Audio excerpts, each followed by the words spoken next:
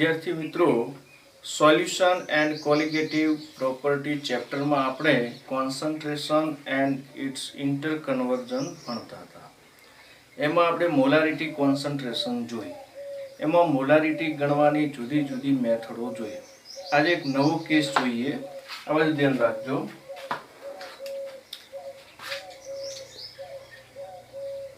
Case 3, એકબીજા સાથે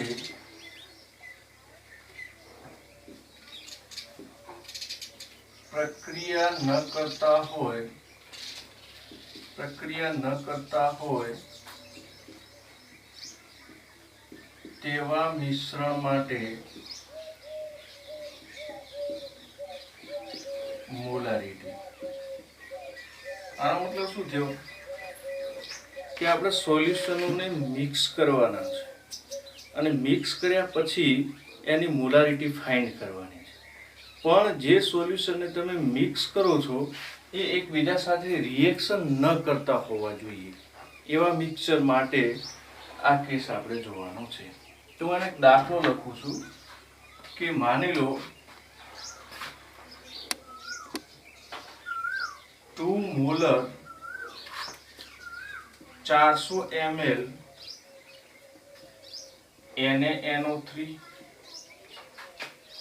plus 1 molar 200 ml KNO3 plus માની લો કે 3 મોલર 400 ml Na2SO4 બરાબર, અથવા MgNO3 2 રાખીએ આપણે. MgNO3 2 ટાઈમના મિશ્ર દ્રાવણની મોલારિટી ગણો, અથવા મિશ્ર દ્રાવણમાં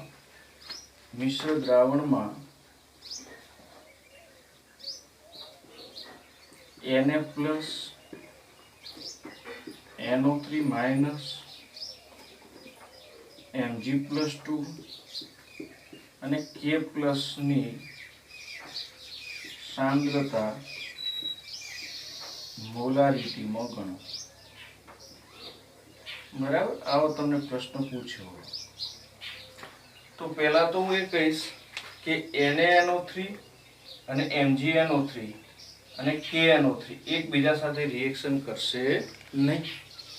બરાબર, કારણ કે એનાથી સેમ પ્રોડક્ટ જ ઉત્પન્ન થાય તો એ રિએક્શન ના કરે. માની લો કે NaNO3 અને KNO3 પ્રક્રિયા કરે તો શું ઉત્પન્ન થાય? એ જ ઉત્પન્ન થાય, NaNO3 અને KNO3.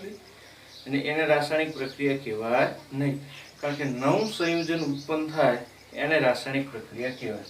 તો પહેલી વાત તો એ થઈ કે આ જે મિક્સચર છે 3 NaNO3 KNO3 અને MgNO3 2 ટાઈમ એ એકબીજા સાથે રાસાયણિક પ્રક્રિયા કરતા નથી. એવા આપણને મિક્સચર આપ્યા છે અને મિક્સચરમાં કેટલાક આયનો આપ્યા છે એની તમારે શું ગણવાની છે? મોલારિટી.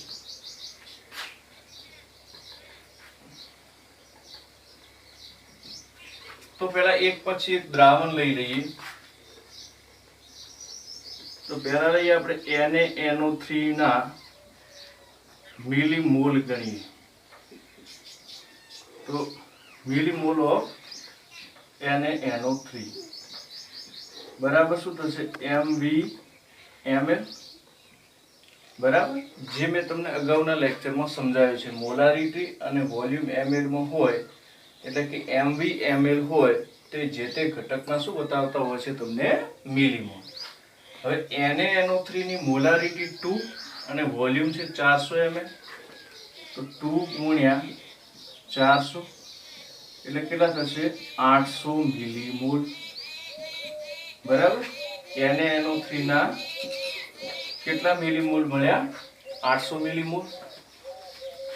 હવે NaNO3 જ્યારે તૂટે છે ત્યારે Na પ્લસ અને NO3 માઇનસ ઉત્પન્ન કરે છે.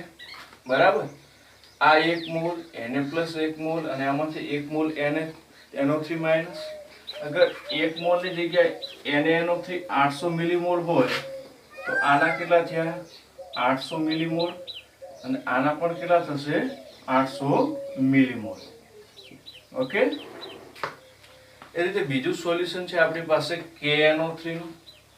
તો તમે લખી શકો કે KNO3 ના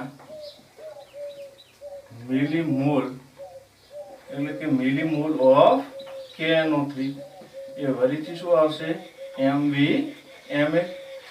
તો KNO3 જે છે એની મોલારિટી 1 અને વોલ્યુમ 200. 1 ગુણ્યા 200 એટલે આપણે કહી દઈએ કે 200 મિલીમોલ થશે કોના KNO3 ના. હવે KNO3 નો 1 મોલ તૂટે તો એમાંથી 1 મોલ K પ્લસ અને 1 મોલ NO3 માઇનસ. જો KNO3 ના 200 મિલીમોલ હોય તો K પ્લસ ના મિલીમોલ 200 અને NO3 માઇનસ ના મિલીમોલ 200 થશે. એવી રીતે હવે આપણે બાકી કોનું જો MgNO3.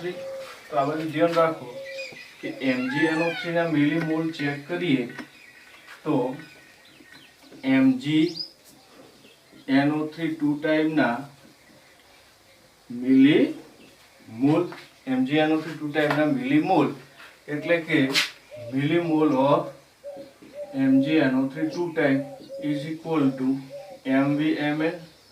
આ બધું ધ્યાન રાખો કે MgNO3 ના વોલ્યુમ 400 થશે અને મોલારિટી 3 થશે એટલે 3 into 400 બરાબર કેટલા થશે 1200 મિલીમોલ. ઓકે, જ્યારે 1 મોલ MgNO3 ટુ ટાઈમ તમે તોડશો તો એમાંથી 1 મોલ Mg+2 આયન અને 2 મોલ NO3 માઇનસ આયન ઉત્પન્ન થશે. પણ અહીંયા MgNO3 ના મોલ કેટલા છે 1200. તો Mg+2 ના થશે 1200 મિલીમોલ અને NO3 માઇનસ ના જસ્ટ ડબલ એટલે 400 મિલીમોલ થશે. બરાબર, દરેક આયનના મિલીમોલ ગણાઈ ગયા. હવે તમે જુઓ કે તમને એવું કહે કે Na+ ના કુલ મિલીમોલ કેટલા. તો કુલ મિલીમોલ બરાબર Na+ ક્યાં આવ્યો હતો તો એક જ NaNO3 માં એટલે કેટલા હશે 800. તો તમે લખી શકો કે ઇઝ ઇક્વલ ટુ 800 મિલીમોલ. એ રીતે તમને એમ પૂછે કે K+ ના કુલ મિલીમોલ કેટલા. તો K+ ક્યાં આવ્યો હતો અહીંયા એના કેટલા છે 200 મિલીમોલ. એના કુલ મિલીમોલ દ્રાવણમાં કેટલા થશે 200 મિલીમોલ. ઓકે, અને પછી તમને એમ કે Mg+2 ના કુલ મિલીમોલ કેટલા. તો કેટલા થશે Mg+2 ના દેખો બેટા 1200 મિલીમોલ. ઓકે, હવે નેગેટિવ આયન કયું છે દરેક સોલ્યુશનમાં NO3 માઇનસ અને NO3 માઇનસ. તો તમને પૂછે કે NO3 માઇનસ ના કુલ મિલીમોલ કેટલા. તો ઇઝ ઇક્વલ ટુ કેટલા આવશે દેખો બેટા પહેલામાંથી 800 પ્લસ બીજામાંથી કેટલા આવશે 200 પ્લસ પહેલામાંથી કેટલા આવશે 2400. તો ટોટલ કેટલા છે 3400 મિલીમોલ. 3400 મિલીમોલ. તો દરેક આયનના મિશ્રણમાં તમે શું શોધી દીધા મિલીમોલ. હવે કુલ કદ કેટલું થશે દ્રાવણનું એટલે કે મિશ્ર દ્રાવણનું કુલ કદ કેટલું. તો આ બાજુ ધ્યાન રાખો 400 એમાં વળી 200 ઉમેર્યું અને પછી પાછું કેટલું છે 400 એટલે તમે કહી શકો કે 1000 મિલી. આ તો શું થઈ ગયું કુલ કદ. હવે એક પછી એકને આપણે શું શોધી દઈએ મોલારિટી.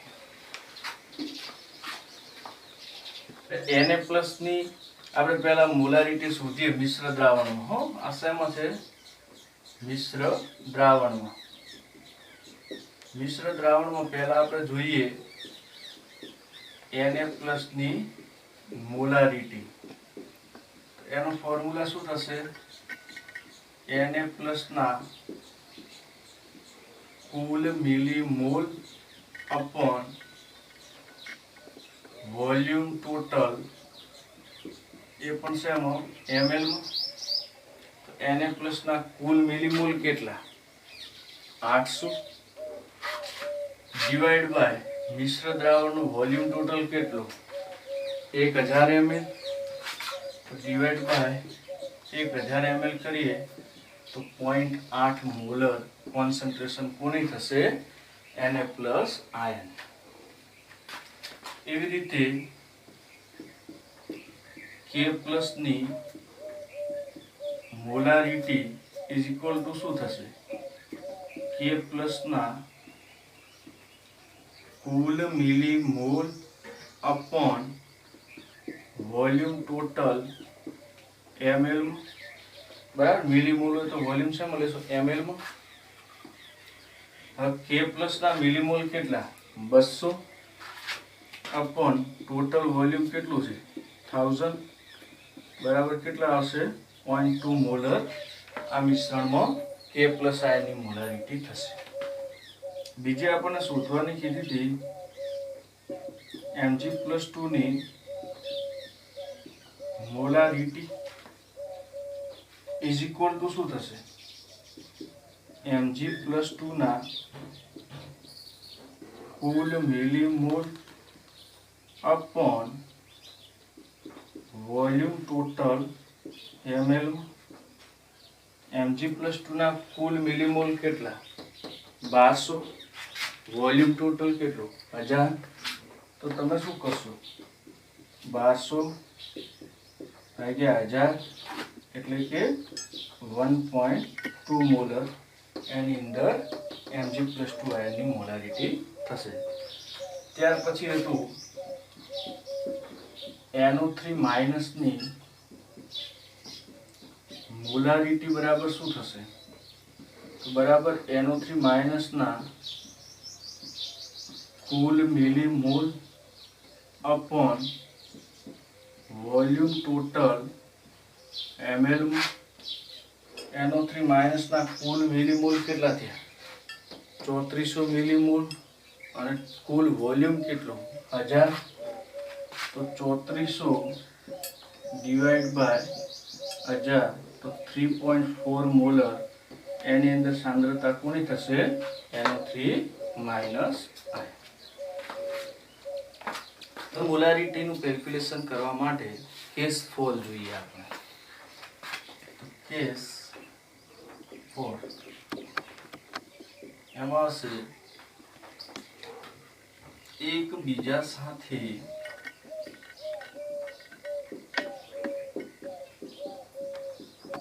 રાસાયણિક પ્રક્રિયા કરતા હોય પરંતુ અવક્ષેપ એટલે કે પીપીટી ઉત્પન્ન ન કરતા હોય તેવા 2 કે તેથી વધુ દ્રાવણોના મિશ્રણ માટે મોલારિટી. મિત્રો સમજો, આ કેસ પણ 2 કે તેથી વધુ દ્રાવણોને મિશ્રણ કરવા માટેના છે. એટલે કે આપણે 2 કે તેના કરતા વધારે દ્રાવણોનું અહીંયા પણ શું કરવાનું છે? મિશ્રણ. અને એ મિશ્રણની અંદર આપણે સાંદ્રતા મોલારિટીમાં શોધવાની છે. પણ અહીંયા કન્ડિશન એ છે કે જેનું તમે મિશ્રણ કરો છો તેવા દ્રાવણોમાં રહેલા પદાર્થો રાસાયણિક પ્રક્રિયા કરે બટ પીપીટી એની અંદર જોવા મળતા ન હોય, એટલે કે પીપીટી ઉત્પન્ન કરતા ન હોય, તો એ માટે તમે મિશ્રણની મોલારિટી કેવી રીતે ગણશો એ તમે આ કેસની મદદથી સમજી શકશો. ઓકે, તો શું હતું? 2 કે તેથી વધુ પદાર્થોને મિશ્ર કરવાના. ઓકે, એ મિશ્ર કરેલા પદાર્થો એકબીજા સાથે રાસાયણિક પ્રક્રિયા કરશે બરાબર. બટ એમાં અવક્ષેપ ઉત્પન્ન થશે નહીં, એટલે કે પ્રોડક્ટ જે મળશે એમાં અવક્ષેપન જોવા મળશે નહીં. તો આ પ્રકારના કેસમાં આ મિશ્રણમાં મોલારિટી ગણવી હશે તો કઈ રીતે ગણાશે, તો આ બધું થોડું જરા ધ્યાન આપજો તમે. હું એક એક્ઝામ્પલ બનાવીને સમજાવું. માની લો એવું કીધું હોય તમને કે 600 ml 2 મોલર NaOH અને 400 ml 4 મોલર H2SO4 ના મિશ્ર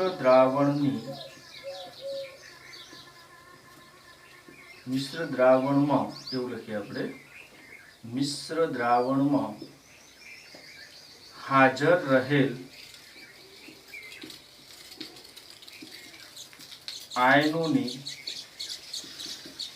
સાંદ્રતા મોલારિટીમાં ગણો. અહીં બેટા તમને NaOH અને H2SO4 નું મિશ્ર દ્રાવણ આપેલું છે. કોનું? NaOH અને H2SO4. એમાં જ્યારે મિક્સ ના થયા હોય ત્યારે NaOH ની કેટલી સાંદ્રતા અને કેટલું વોલ્યુમ છે, H2SO4 ની કેટલા સાંદ્રતા અને કેટલું વોલ્યુમ છે એ તમને આપેલું છે. હવે એને મિક્સ કરીએ અને પછી એની અંદર કેટલા આયનો હાજર રહે છે, જેટલા બી આયનો હાજર હોય બધાની તમે સાંદ્રતા મોલારિટીમાં ગણી લો. એવો આ દાખલો તમને કહે છે. તો પહેલા આપણે શું કરીશું, શરૂઆત કરીએ એનું સોલ્યુશન કરવાની.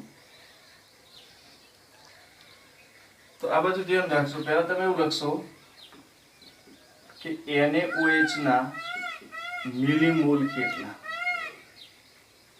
બરાબર. તો millimole of NaOH is equal to MV/ml. આ વાતને તમને બહુ ડિટેલમાં સમજાવેલી છે અગાઉના લેક્ચર. તો NaOH ની સાંદ્રતા 2 અને વોલ્યુમ થશે 600, એટલે 2 ગુણ્યા 600 એટલે કહી શકાય કે NaOH ના 1200 મિલીમોલ થયા. કેટલા મિલીમોલ થયા બેટા? 1200. એ રીતે તમારી પાસે H2SO4 છે, એના મિલીમોલ લઈ લો પહેલા. તો તમે લેશો કે H2SO4 ના મિલીમોલ, એટલે કે millimole of H2SO4 is equal to MV/ml. Molarity છે H2SO4 ની 4, વોલ્યુમ છે 400, 4 ગુણ્યા 400 એટલે કે મિલીમોલ ઓફ H2SO4 બરાબર તમને મળશે 1600 મિલીમોલ. ઓકે. હવે આ બે રિએક્શન કરે છે. કોણ? NaOH અને H2SO4. તો એનું બેલેન્સ રિએક્શન તમારે બનાવી દેવાનું. જે કોમન છે એસિડ બેઝ રિએક્શન દરેક વિદ્યાર્થીને આવડે કે જ્યારે NaOH H2SO4 સાથે રિએક્શન કરે ત્યારે Na2SO4 પ્લસ H2 ક્ષાર પ્લસ પાણી બનાવે, બરાબર. Na2 કીધું છે એટલે આને આપણે 2 વડે ગુણી દઈએ, બરાબર. બેલેન્સ કરવા માટે વોટરની આગળ તમે શું ગણશો?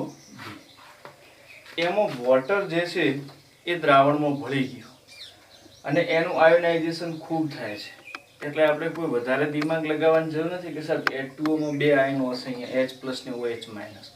એ નેગ્લેક્ટ કરી શકાય તેવા હોય છે, કારણ કે H+ અને OH- સાંદ્રતાઓ હોય છે H+ અને OH- આયનની 10⁻⁻7 મોલર. એટલે આને આપણે સોલ્યુશનનો પાર્ટ નહીં સમજીએ, દ્રાવક જ છે એમ સમજીશું, અને સાંદ્રતા જે છે એ દ્રાવ્ય માટે છે. હવે તમે જુઓ કે જ્યારે આના 2 મોલ વપરાય ત્યારે આનો 1 મોલ વપરાય અને ત્યારે Na2SO4 નો 1 મોલ ઉત્પન્ન થાય. વોટરને હું કન્સિડર કરતો નથી.